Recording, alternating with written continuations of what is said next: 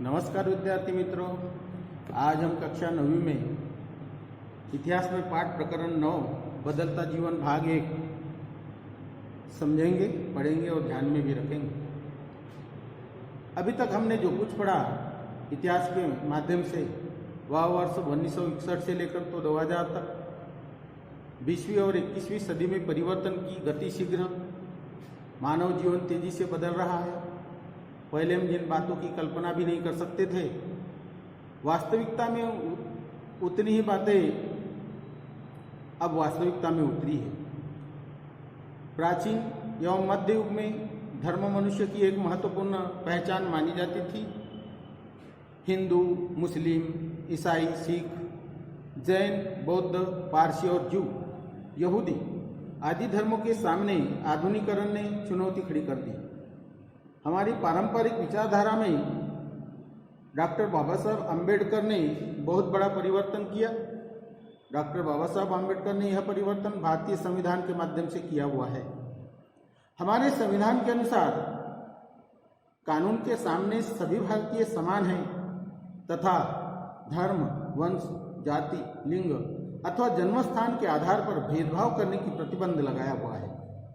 सभी नागरिकों को भाषण एवं अभिव्यक्ति स्वतंत्रता, शांतिपूर्ण ढंग से बिना हथियार के एकत्रित तथा संगठित होने का, भारत के किसी भी राज्य क्षेत्र में मुक्त रूप से घूमने फिरने का, रहने का तथा स्थायी तौर पर रहने का। जम्मू कश्मीर के संदर्भ में यह अपवाद पहले था, लेकिन अभी 370 धारा हट गई। इसके बाद में यह अपवाद भी दूर हो गया। कोई भी व्यवस्था करने का अधिकार प्राप्त है। भारत के किसी भी भाग में रहने वाले नागरिकों को अपनी स्वयं की भाषा, लिपि एवं संस्कृति का संवर्धन करने का अधिकार है। संविधान के इन प्रावधानों के कारण जाति व्यवस्था के ढांचे पर आघात हुआ। वंश परंपरागत व्यवसाय की कल्पना कालबाह्य होने लगी। जीवन के सभी क्षेत्र में परिवर्तन की शुरुआत हुई। इन प्रावधानों का परिणाम यंत्रों पर भी किस प्रकार हुआ, यह निम्नलिखित चौखट में हमें समझ में आता है। जैसे कि ब्रिटिश शासन काल में रेल डिपो के 4 प्रकार थे, फर्स्ट, सेकंड, इंटर और थर्ड, ऐसे 4 वर्ग। तीसरे वर्ग के यात्रियों के लिए मामूली सी सुविधा और उन यात्रियों की ओर देखने का उनका नजरिया नकारात्मक। इस कारण यह वर्ग मानव भारतीय समाज की व्यवस्था का प्रतीक बन चुका था। वर्ष 1978 के रेल बजट में तत्कालीन रेल मंत्री मधु दंडावते ने तीसरी श्रेणी की व्यवस्था ही समाप्त कर दी।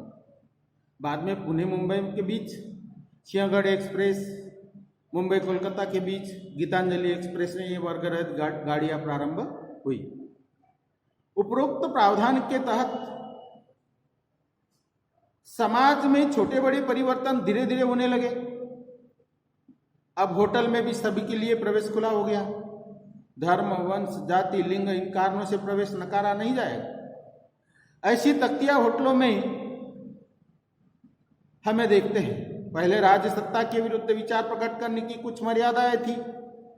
अब भारतीय नागरिक समाचार पत्र अथवा भाषण और अन्य माध्यमों के द्वारा सरकार के विरुद्ध विचार प्रकट कर सकते हैं। हमें अमान्य लगने वाली बातें हम बोल सकते हैं। इतना ही नहीं तो बहुत बड़ा परिवर्तन स्वतंत्रोत्तर कालखंड में हुआ है। ये स्वतंत्रोत्तर कालखंड का जो परिवर्तन हुआ उसे हम परिवार संस्था के अंदर देखेंगे। स्वातंत्र्य पूर्व कालखंड में परिवार संस्था भारतीय समाज की एक प्रमुख पहचान बन गई। संयुक्त परिवार पद्धति का देश के रूप में भारत संसार भर में पहचाना जाने लगा था। ऐसे परिस्थितियों में भारत के अंदर ये जो परिवार संस्था थी उसका वैश्वीकरण की लहर में विभक्त परिवार पद्धति को बढ़ावा मिला।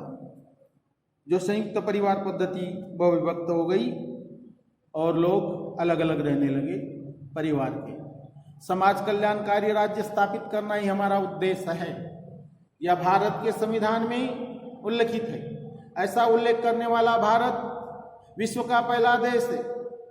भारतीय नागरिकों को पूर्ण रोजगार, स्वास्थ्य सुविधाएं, शिक्षा में विकास के अवसर उपलब्ध करवा देना समाज कल्याण कार्यक्रम के उद्देश्य है। भारतीय समाज में आर्थिक सामाजिक, शैक्षिक, सांस्कृतिक विषमता बड़ी मात्रा में व्याप्त हुई है।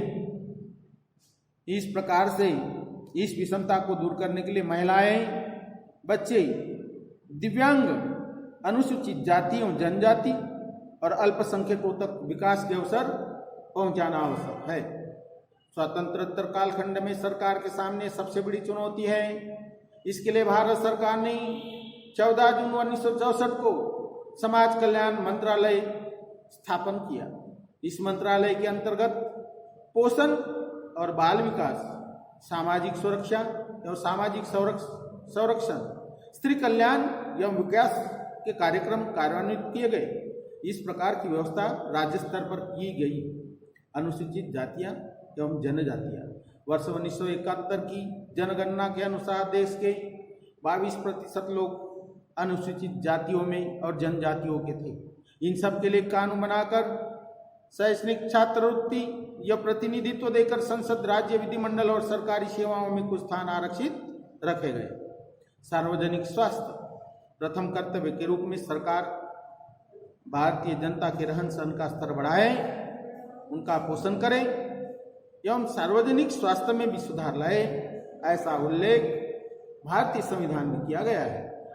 केंद्र सरकार का स्वास्थ्य एवं समाज कल्याण मंत्रालय इस संदर्भ में राज्य सरकार की सहायता करता है। छठी पंचवार्षिक योजना में ग्रामीण क्षेत्र के लोगों, आदिवासियों एवं गरीब लोगों को प्राथमिकता स्वरूप की जो स्वास्थ्य सेवाएं तथा चिकित्सा सेवाएं उपलब्ध करा देने का उद्देश्य रखा हुआ है। स्वास्थ्य के संदर्भ में भारत में एलोपैथी, यूनानी, होम्योपैथी, आयुर्वेदिक और प्राकृतिक उपचार पद्धतियों को मान्यता देकर नागरिकों का स्वास्थ्य उत्तम रखने का प्रयत्न शुरू किया गया। स्वास्थ्य के क्षेत्र में हुए कुछ परिवर्तनों के कारण भारतीय जीवन अधिकाधिक चिंता रहित होने की सहायता मिली। वर्ष 1962 में तमिलनाडु के वेल्लूर स्थित क्रिश्चियन मेडिकल कॉलेज के अस्पताल में डॉक्टर एन गोपीनाथन के नेतृत्व में भारत में ओपन हार्ट सर्जरी सफलतापूर्वक की गई। इस कारण ऐसे उपचारों के लिए विदेश जाने की अभी आवश्यकता हमें नहीं है। जयपुर फूड की खोज के भारत के दिव्यांगों का जीवन बदल गया। जयपुर में जो फूड बनता है, जो पाँव बनते हैं, उसके कारण अभी दिव्यांग व्यक्ति दिव्यांग नहीं रहा, तो वो चल फिर सकता है। 1968 के पूर्व एक आध व्यक्ति जब दुर्घटनाग्रस्त होकर अपना पैर गंवा बैठता था तो शेष जीवन उसे बहुत कठिनाई से गुजरना पड़ता था। इस पर उसे बहुत कठिनाई होती थी।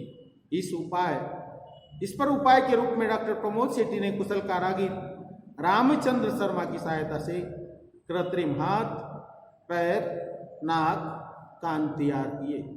जयपुर फूड तकनीकी के उपयोग में तैयार किए गए कृत्रिम अंग के कारण दिव्यांग रोगी नंगे पैर, उबड़ खाबड़ जमीन पर चलना, दौड़ना, साइकिल चलाना, खेतों में काम करना, पेड़ पर चढ़ना, पर्वतारोहण करना जैसे अनेक काम सहजता से कर सकता है। इस कृत्रिम पैर में जूता पहनने की आवश्यकता न होने से जूते का खर्च बचता है। पैर मोड़ना या पालथी मार कर बैठना कृत्रिम पैर के कारण संभव हो गया।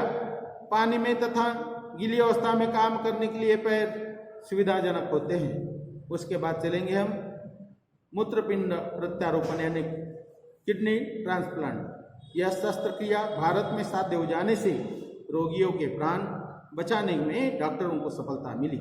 वर्ष 1971 में इस तरह शल्यक्रिया भारत में बहुत अधिक नहीं होती थी। तमिलनाडु के वेल्लूर में क्रिश्चियन मेडिकल कॉलेज के अस्पताल में यह शल्यक्रिया वर्ष 1971 में सफल हुई और वहां के डॉक्टर जानी और डॉक्टर मोहन राव ने जीवित व्यक्ति द्वारा दान किए गए मूत्रपिंड का रोगी के शरीर में सफलतापूर्वक प्रत्यारोपण यानी लगा दिया। अब किसी देशों के रोगी यह शल्यक्रिया करवाने के लिए भारत में भी आते हैं। उसके बाद चलते हम टेस्ट ट्यूब बेबी की तरफ। भारत में पहले से ही परिवार व्यवस्था में संतान का होना महत्वपूर्ण माना जाता था। संतान की इच्छा रखने वाले पति पत्नी को संतानहीनता की समस्या को दूर करने के लिए वर्ष 1978 में टेस्ट ट्यूब बेबी इस तकनीकी का सहारा उपलब्ध हो गया। इस तकनीकी का सहारा उपलब्ध हो जाने के बाद कोलकाता में डॉक्टर सुभाष मुखोपाध्याय की देखरेख में टेस्ट ट्यूब बेबी का प्रयोग सफल रहा। कृत्रिम गर्भधारणा तकनीकी का यह प्रथम प्रयोग सफल रहा। इस तकनीकी के माध्यम से दुर्गा नामक बच्ची का जन्म हुआ। इस कारण संतान की इच्छा रखने वाले अभिभावकों की समस्या होने में सहायता मिली। उसके बाद आइए चलते हम टीकाकरण की तरफ। वर्ष 1978 से पूर्व भारत में प्रतिवर्ष पैदा होने वाले 10 बच्चों में से 6 बच्चे जन्म के बाद पहले ही वर्ष में प्राणघाती बीमारी के चपेटे में आ जाते थे। जैसे कि ये प्राणघातक बीमारियां कौन सी थी? पोलियो, खसरा, धनुर्वात, क्षय, गलगंड और कुकुर खांसी जैसे रोगों का उन्मूलन करने के लिए टीकाकरण कार्यक्रम चलाया गया। वर्ष 1995 में पल्स पोलियो टीकाकरण अभियान चलाया गया, जो अभी तक चल ही रहा है। परिणाम स्वरूप पोलियो की रोकथाम की जा सकी। शहरीकरण की तरफ चलेंगे। शहर अथवा नगरीय क्षेत्रों में जनबस्तियों के केंद्रित होने की प्रक्रिया शहरीकरण कहलाई जाती है। जनसंख्या का बढ़ना नागरीकरण का महत्वपूर्ण कारण है। हवा, पानी, समूह जीवन के लिए आवश्यक आर्थिक, सामाजिक संस्था आदि घटकों का नागरीकरण पर परिणाम होता है। स्वातंत्रोत्तर भारत में मृत्यु का दर घटना, औद्योगिकरण, ग्रामीण भाग में रोजगारों की अनुपलब्धता, शहरों में रोजगार के अवसर एवं व्यापार स्थलांतर नगरीय जनसंख्या वृद्धि के प्रमुख कारण हैं। शहरों पर पड़ने वाले दबाव को कम करना हो तो छोटे छोटे गांवों में रोजगार उपलब्ध कराना होगा। आर्थिक विकास का संतुलन साधना होगा। आर्थिक विकास को बढ़ावा देना है तो महानगरों की होने वाली वृद्धि को नियंत्रित करना होगा। ग्रामीण तथा नगरीय भागों में आवश्यक सेवाएं एवं सुविधाएं उपलब्ध कराने जैसे उपाय होते हैं। ग्रामीण भाग स्वतंत्र या सामूहिक रूप से कोई बोई जाने वाली भूमि के पास रहने वाले किसानों की बस्ती को गांव कहते हैं। कृषि की खोज किए जाने पर गांव में अस्तित्व आए।